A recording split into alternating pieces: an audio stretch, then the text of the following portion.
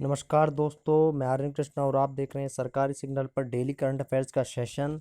और आज हम आपके लिए फिर से लेकर के आए हैं करंट अफेयर्स के वो इम्पोर्टेंट क्वेश्चंस जिन पर आपकी बैंकिंग एग्ज़ाम्स हों या आपके डिफेंस एग्ज़ाम्स हों या फिर आपके एसएससी एग्ज़ाम्स हों, उन सभी की नींव टिकी हुई होती है। क्योंकि आप सभी को पता है कि करंट अफेयर्स अब आजकल बहुत ही ज़्यादा पैटर्न्स में ट्रेंड में चल रहा है और बहुत ही ज़्यादा इस सेक्शन से क्वेश्चंस जीके के सेक्शन में करंट अफेयर्स का बहुत ही ज़्यादा इम्पोर्टेंट रोल प्ले होता है। तो इस सेशन को देखना बहुत ज़्यादा ज़रूरी हो जाता है उन लोगों के लिए जो अपने किसी भी गवर्नमेंट एग्ज़ाम की तैयारी कर रहे हैं। और कल के लिए मैं माफ़ी चाहूँगा, आपके लिए क्लास नहीं लेके आ पाए थे।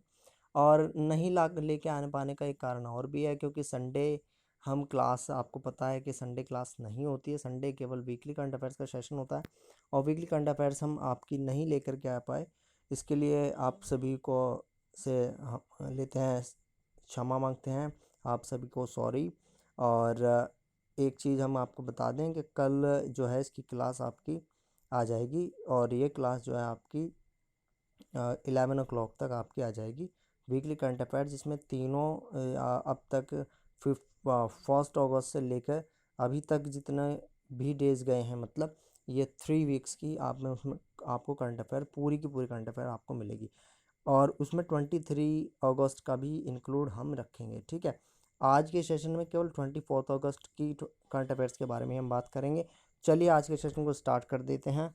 और एक बात और, कंप्यूटर अवेयरनेस सेशन जो है वो स्टार्ट आपका जो है इस वीक में स्टार्ट बिल्कुल हो जाएगा। तो सेशन को देखिए, सबसे बड़ी जो बात है ना, आपका फीडबैक बहुत ज़्यादा वैल्यूएबल है हमारे लिए।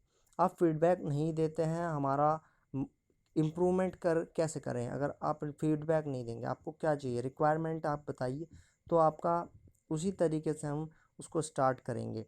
और एक और, रैपिड एक्शन नहीं हो पा रहे हैं, व्यूज़ बहुत कम आ रहे हैं। तो व्यूज़ ज़्यादा से ज़्यादा व्यूज़ हों तो बहुत अच्छा लगता है दोस्तों। और कमेंट हमको बहुत ज़्यादा अच्छी लगती है। हमें कमेंट्स, आपकी रिक्वायरमेंट क्या है, ये इस तरीके के कमेंट्स आप डालिए ताकि हम उन रिक्वायरमेंट्स को फुलफ़िल करें और हम आपसे ज़्यादा ओब्लाइज्ड हों, इसलिए कि हमने आपके लिए कुछ किया।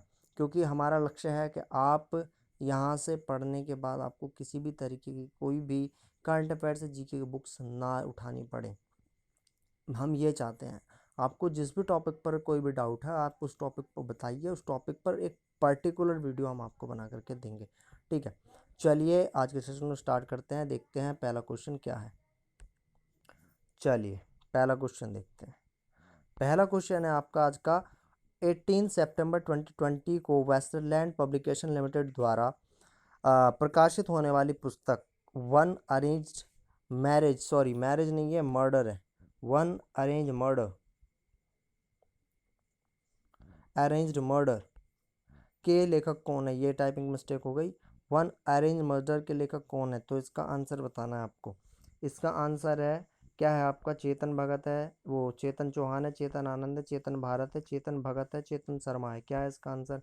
तो इसका जो आंसर है मैं आपको बता दूं, इसका आंसर है आपका चेतन भगत। चेतन भगत जी ने जो है ये वन अरेंज मर्डर ये पुस्तक जो है लिखी है और इसको लॉन्च किया जा रहा है 28 सितंबर 2020 को, ठीक है। और इन्होंने ही एक, इनको जो है अपनी नवी नोवेल, और कुल मिलाकर 11वीं इनकी पुस्तक है। 9वीं जो पुस्तक थी उसका नाम था द गर्ल इन रूम 105। इस पुस्तक को नोबेल पुरस्कार इनकी मिला था। और पुस्तक को जो पब्लिकेशन कर रहे हैं वो वेस्ट लैंड पब्लिकेशन लिमिटेड इसको क्या कर रही है, इसको पब्लिशाइज कर रही है, ठीक है। चलिए नेक्स्ट क्वेश्चन देखते हैं। चलिए नेक्स्ट क्वेश्चन क्या है आपका। एसबीआई ने हाल ही में किसको अपना नया एमडी नियुक्त किया है? तो किसको किया है? वो क्या है आपका? अश्विनी भाटिया को। अश्विनी भाटिया को एसबीआई ने अपना नया एमडी नियुक्त किया है। और किसके स्थान पर क्या है? पीके गुप्ता, जिन्होंने 31 मार्च में अपना जो है क्या है, इन्होंने ये सेवानिवृत्त हुए, ठीक है। और इनके स्थान पर अश्विनी भाटिया आ गए हैं, ठीक है। और ये जो अश्विनी भाटिया हैं इससे पहले एसबीआई म्यूचुअल फंड में एमडी थे, है ना, और सीईओ भी थे। और अब ये बन गए हैं कहाँ के, एसबीआई के एमडी। ठीक, एसबीआई के जो अध्यक्ष हैं वो रजनीश कुमार हैं, और जो एसबीआई का जो हेडक्वार्टर है वो मुंबई में है, और इसकी स्थापना आप सभी को पता है 1 जुलाई 1955 में इसकी क्या हुई थी, एस्टेब्लिशमेंट हुआ था। चलिए नेक्स्ट क्वेश्चन देखते हैं। अच्छा, नेक्स्ट क्वेश्चन आपका, यूनेस्को द्वारा 1791 की रात को सेंट डोमिंगो में हुई दास व्यापार त्रासदी का विद्रोह करने वालों के याद व उन्मूलन, इस त्रासदी के उन्मूलन के लिए किस तिथि को दिवस के रूप में मनाने की घोषणा की थी। या ये समझ लीजिए कि, ये कह लीजिए कि इस दास व्यापार का विद्रोह करने वालों की याद व दास व्यापार का उन्मूलन करने के लिए किस दिवस को अंतर्राष्ट्रीय रूप में मनाया जाता है, ये पूछ रहा क्वेश्चन। चलिए इसका आंसर क्या हो जाएगा, इसका आंसर हो जाएगा आपका 23 अगस्त। 23 अगस्त 1791 में सेंट डोमिंगो में एक विद्रोह हुआ था, जिसमें वहाँ पुरुषों महिलाओं ने जो विद्रोह करने वाली थी उनकी याद करने के लिए और इस दास व्यापार प्रथा को हटाने के लिए इस दिवस को क्या है मनाया जाता है। यूनेस्को के द्वारा जो है इसको क्या दी गई थी, मान्यता दी गई थी। तो यूनेस्को का मुख्यालय पेरिस फ्रांस में है, और इसके जो प्रमुख है आंद्रे अजोले हैं, और स्थापना इसकी 16 नवंबर 1945 में हुई थी। चलिए नेक्स्ट क्वेश्चन, किस बैंक ने गिग अपॉर्चुनिटीज़ पहल की शुरुआत की है। तो गिग अपॉर्चुनिटी पहल की शुरुआत एक्सिस बैंक ने की है। एक्सिस बैंक ने यह शुरुआत की है जो हमारे भारत में जो स्किल्ड पर्सन हैं, जिनके पास कोई ना कोई स्किल है, उन स्किल्स को बाहर निकालने के लिए, और ऐसे स्किल्स में 800 से 1000 लोगों को रोजगार देना इसका गिग अपॉर्चुनिटी पहल का क्या है, लक्ष्य है। तो एक्सिस बैंक के एमडी व सीईओ जरूरी हो गए हैं यहाँ पे, क्योंकि ये इंपॉर्टेंट करंट अफेयर का क्वेश्चन बन जाता है। तो इस तरीके से क्वेश्चन आ सकता है कि एक्सिस बैंक ने गिग अपॉर्चुनिटी पहल की शुरुआत की है हाल ही में, तो बताइए तो एमडी व सीईओ कौन है। इस तरीके से क्वेश्चन आ सकता है, या इसका हेडक्वार्टर कहाँ पे, या फिर इसकी स्थापना कब हुई। तो ये तीनों चीज़ें हमने यहाँ पे दी हुई हैं आपके लिए कि एमडी व सीईओ कौन है, अमिताभ चौधरी, हेडक्वार्टर मुंबई में है, और स्थापना इसकी 1993 में अहमदाबाद में हुई थी। ठीक है, नेक्स्ट क्वेश्चन देखते हैं हम।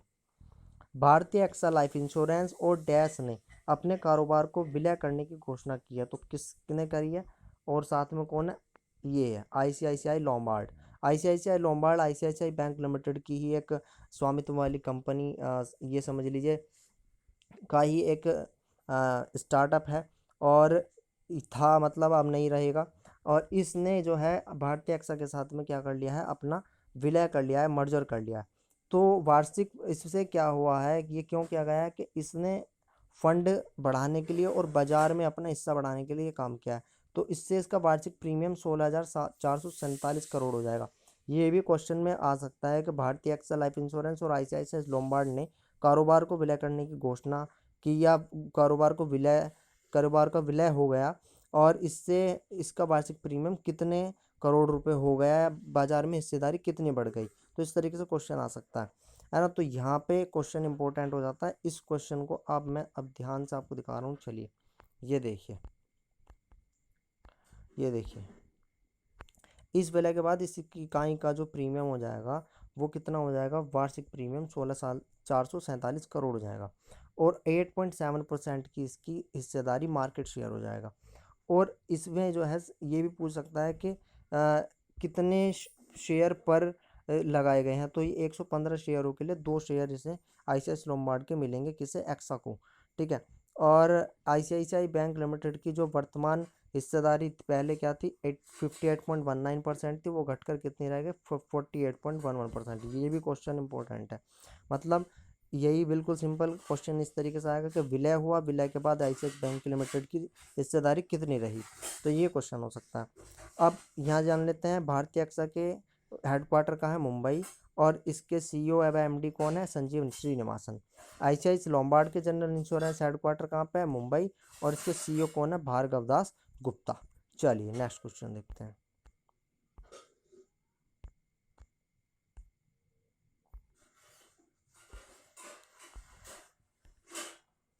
नेक्स्ट क्वेश्चन, हाल ही में किसने लोगों, व्यवसायों और अर्थव्यवस्था को सामान्य स्थिति में लाने के लिए एक open API services portal launch किया है।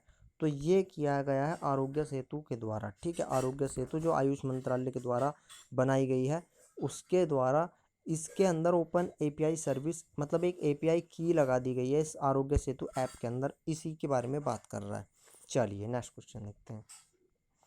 किसको आईसीसी के हॉल ऑफ फ्रेम्स में शामिल किया गया है? ये हॉल ऑफ फ्रेम्स एक तरीके का पुरस्कार हो जाता है। इस पुरस्कार को या इस हॉल ऑफ फ्रेम में किसको शामिल किया गया है? तो इसमें कहा गया है जहीर अब्बास, और ये पाकिस्तान से हैं, बल्लेबाज हैं। जेक कैलिस, ये आपके जो हैं लिसा टेलर जो है ऑस्ट्रेलियाई क्रिकेट कप्तान रह चुके हैं और ये पुणे से हैं। और जो आपके जेक कैलिस है वो दक्षिण अफ्रीका के ऑलराउंडर हैं, ठीक है। इन तीनों को ये पुरस्कार मिला है, तो इसका आंसर उपयुक्त सभी हो जाएगा। आईसीसी के सीईओ मनु साहनी और इंटीरियम जो अध्यक्ष हैं इसके वो कौन है? इमरान ख्वाजा, और मुख्यालय इसका दुबई यूएई में है, ठीक है। Next question. किस मंत्रालय ने ज्वेलर्स पंजीकरण व नवीकरण की ऑनलाइन प्रणाली शुरू की? तो ये शुरू की गई है आपकी उपभोक्ता मामलों व खाद्य व सार्वजनिक वित्त मंत्रालय के द्वारा, और इसके जो मंत्री हैं वो हैं रामविलास पासवान। कौन है? रामविलास। मतलब क्वेश्चन इस तरीके से भी तो आ सकता है कि मतलब उपभोक्ता मामलों खाद्य मंत्रालय के ने सार्वजनिक ज्वेलर्स पंजीकरण व नवीकरण की ऑनलाइन प्रणाली शुरू की, इसके मंत्री कौन है? तो रामविलास पासवान इसके मंत्री हो जाएंगे। तो दोनों तरीके से आपको क्वेश्चन पता होना चाहिए। चलिए अब मंत्री इन्होंने एक चीज़ और करी है, इन्होंने एक एसेइंग हॉलमार्किंग मान्यता और नवीकरण ऑनलाइन प्रणाली भी शुरू करी है, ठीक है। इसके और ये शुरू कब हो जाएगी? 1 जून 2021। तो ये डेट भी इंपॉर्टेंट हो गई, ठीक है। दोबारा बता रहा हूँ 1 जून 2021 से ये वेब पोर्टल लॉन्च हो जाएगा, ठीक। नेक्स्ट क्वेश्चन देखते हैं। किसने LIC western journal of chambers के में टाइम्स इंडिया शोरूम का उद्घाटन किया? तो टाइम्स इंडिया शोरूम का उद्घाटन किया गया है जनजातीय मामलों के मंत्री अर्जुन मुंडा के द्वारा। ये किया गया है ट्राइफेड के द्वारा बिक्री को बढ़ावा देने और चुनौतीपूर्ण समय में जो चल रहा है इसके समय में जनजातीय आय बढ़ाने के लिए ट्राइब्स इंडिया ऑन व्हील्स ये भी एक पोर्टल लॉन्च किया गया है, ये भी एक पोर्टल लॉन्च किया गया है, ये भी शुरुआत की गई है। और इसी के साथ टाइम्स ऑफ इंडिया, इसी के तहत टाइम्स ऑफ इंडिया शोरूम का उद्घाटन अर्जुन मुंडा ने किया है। अर्जुन मुंडा कौन है? ये हैं आपके केंद्रीय जनजातीय मामलों के मंत्री। Next question.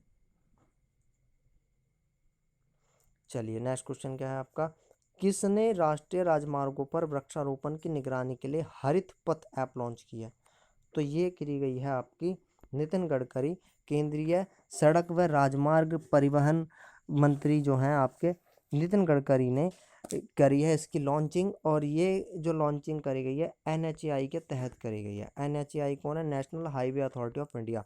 और ये इसके 25 साल पूरे हो गए हैं इसलिए करी गई है। मतलब 1995 में एनएचएआई का स्थापना हुई थी, एस्टेब्लिशमेंट हुआ था, और ये इसको 25 साल हो गए हैं, इसीलिए इस 25 साल पूरे होने के उपलक्ष्य में इसने हरित पथ ऐप लॉन्च किया। और इसी के साथ 25 लाख वृक्ष लगाने का इन्होंने क्या करा है, मतलब लक्ष्य रखा है। चलिए आज के सेशन में आपके लिए इतना ही। कल फिर मिलते हैं इसी तरीके की एक नई वीडियो में। और 11 o'clock आपका वीकली करंट अफेयर्स का सेशन देखना बिल्कुल मत भूलिएगा। तब तक के लिए धन्यवाद। CAT update be success.